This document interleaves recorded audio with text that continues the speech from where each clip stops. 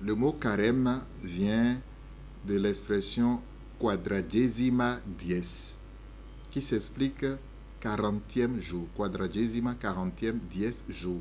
Donc 40e jour. Et 40e jour avant quoi? 40e jour après quoi? 40e jour par rapport à quoi? En réalité, c'est 40e jour avant Pâques. Donc 40 jours avant Pâques, on commence à préparer la célébration de la fête de Pâques. Et pendant 40 jours, on fait un cheminement qui est fait essentiellement de conversion. Le cœur revient vers Dieu pour encore mieux aimer les frères. Et donc, pendant ces 40 jours, le chrétien doit vivre sur 3 piliers. Le premier, c'est la prière. Il revient vers Dieu dans la prière. Il écoute la parole de Dieu et il répond à Dieu et il s'engage à vivre ce que Dieu lui indique, ce que Dieu lui demande de vivre. Donc voilà pourquoi on parle de prière, qui est comme un dialogue avec Dieu, qui fait revenir le cœur de l'homme vers Dieu. Et donc, au même moment qu'il prie et qu'il rencontre Dieu, il va faire l'effort de se défaire de tout ce qui est péché. Il va faire l'effort de dominer le péché. Et comment réussir cet effort? On lui propose un exercice. C'est l'exercice qu'on appelle le jeûne. Donc un autre pilier de carême, ça fait le jeûne. Donc il va faire effort de se priver de ce qui lui est permis. Donc volontairement, il se prive de ce qui lui est permis et qui n'est pas nécessairement indispensable.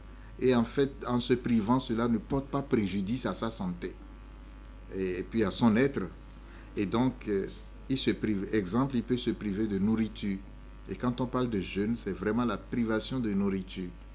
Et le jeûne chrétien se fait de façon stricte le mercredi des cendres et puis le vendredi saint. Et quand on dit jeûne, on dit un repas important par jour.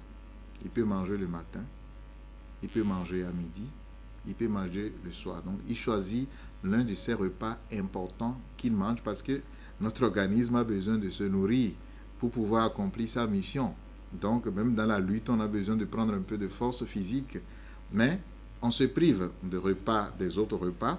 Et quand on se prive des autres repas, c'est un entraînement. À savoir se priver aussi de ce qui n'est pas permis, donc le péché. Et on accompagne le jeûne strict avec l'abstinence.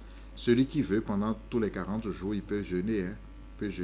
Mais pendant les autres jours, en dehors des 2 jours que j'ai cités là, il est appelé à faire l'abstinence, donc à se priver de certains plaisirs. Ça peut être la boisson. Pour ceux qui prennent le tabac qui fait déjà mal à la santé, ça peut être le tabac. Il peut se priver aussi des plaisirs qu'il se donne pour son corps, etc. Il peut être vivre beaucoup plus l'ascèse. Des gens qui aiment acheter des choses superflues pour leur coiffure, pour leur beauté, etc. pendant le temps de carême.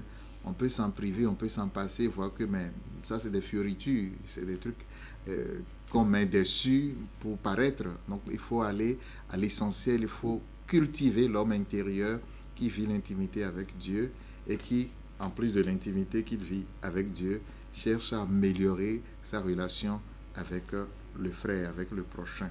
Et le dernier pilier, c'est le partage. Le partage qu'on appelle, on dit souvent aumône. Mais c'est le partage de ce que nous avons avec ceux qui ont moins que nous. Mais il n'y a pas que le partage matériel, parce que quand vous vous privez dans le jeûne, le reste là, ce n'est pas pour vous enrichir, mais c'est pour partager avec ceux qui n'en ont pas.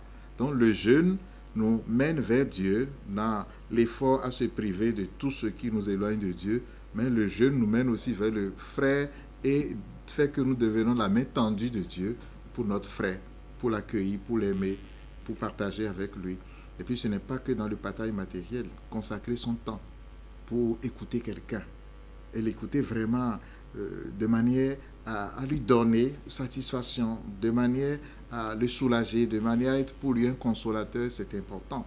Et on peut partager ce qu'on connaît avec l'autre, on peut partager des idées, on peut réfléchir avec l'autre pour améliorer sa vie.